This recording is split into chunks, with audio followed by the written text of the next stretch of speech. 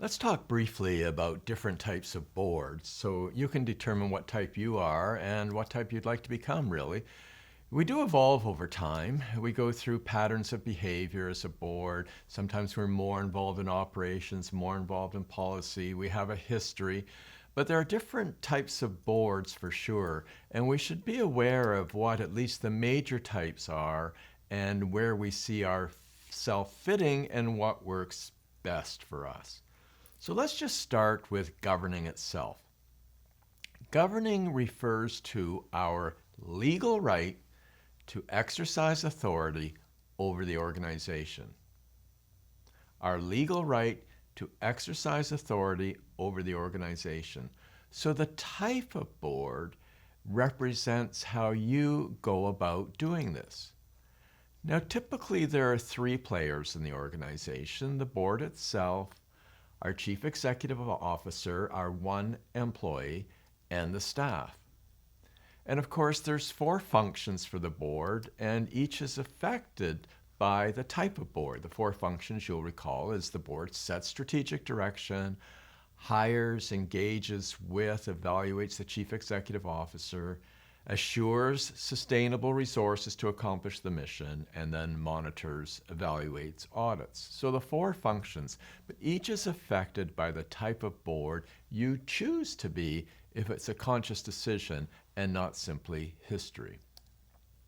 To be effective, you want to focus on your mission and accomplishing your mission, on leadership as a board, on the future of the organization, on making decisions, protecting the interests of the organization, and being a bridge to the broader community. Now, typically boards go in cycles. Occasionally we get less interested in the agency's mission and programs and more interested in bureaucratic procedures and maybe our reputation in the community. And let's face it, often management is just more fun than governance is, so we start to get involved in the weeds. Now, the board plays different roles. We play a role as a leader, as a planner, as a manager, as an implementer, advisor, fundraiser, communicator, and volunteer. But in every case, we are accountable. Some would say that if you boil everything down, the role of the board member is quite simple, and that is ask why. And we don't do that enough. Why? Why are we doing this in this particular way? What are our metrics? Why are we approaching this issue without alternatives? So let's look at the types of boards and how these roles and responsibilities play out. And I would suggest to you, no matter how you label your board as a type, you could indeed be performing a very different role. So first, the advisory board. Obviously, the board advises the chief executive officer. Of course. This is not governance. In this case, we're delegating everything to the CEO. We rarely vote no. And this role is easy to fall into even if we do not believe it's so. I was once the chair of a school board, elected governance board, and really many around the table thought they were performing the role of an advisory board. They'd been on parent advisory committees and thought their role was to advise the principal or the superintendent or the chief executive officer. In fact, it's that person's role to advise you to make good decisions. So even if you're not called an advisory board, you may be a management or advisory board. A related board is the Patron Governance Board. This actually normally refers to boards that are involved in fund development.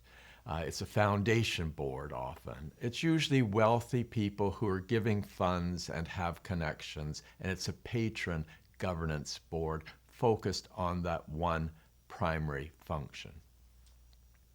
A very common type of board is the operating or management board. In this case, the board is more important than the chief executive officer.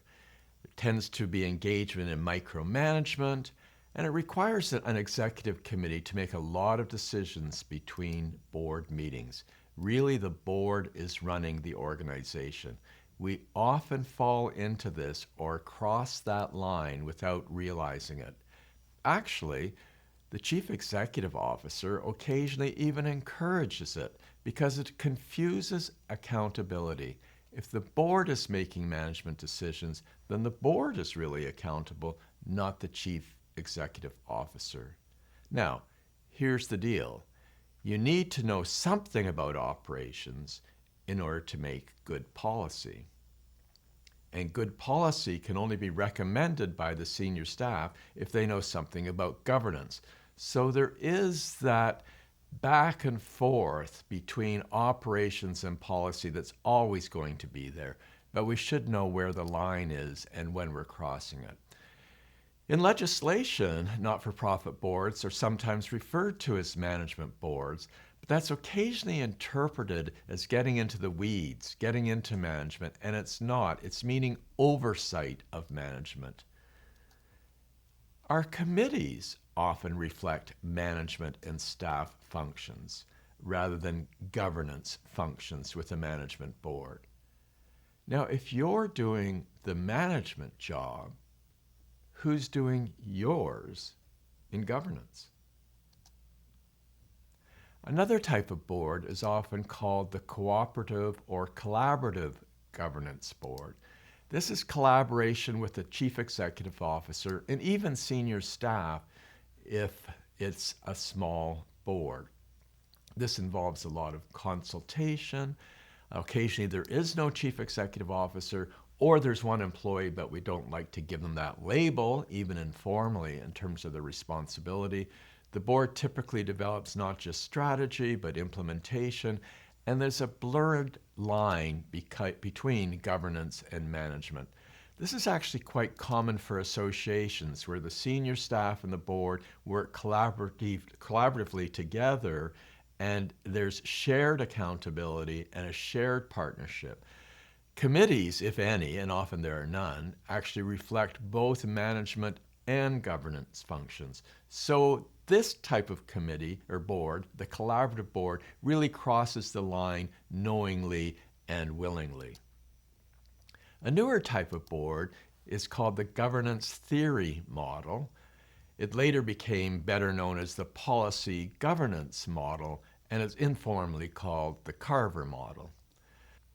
With the Carver model or the policy governance models, there are often issues with your constituents. So for example, if somebody asks you about the budget of the organization, you typically will not know the details because you have a policy on finance, a policy on the budget, but it falls to the chief executive officer to see that the budget is moving the organization forward and addressing the strategic directions you have set out.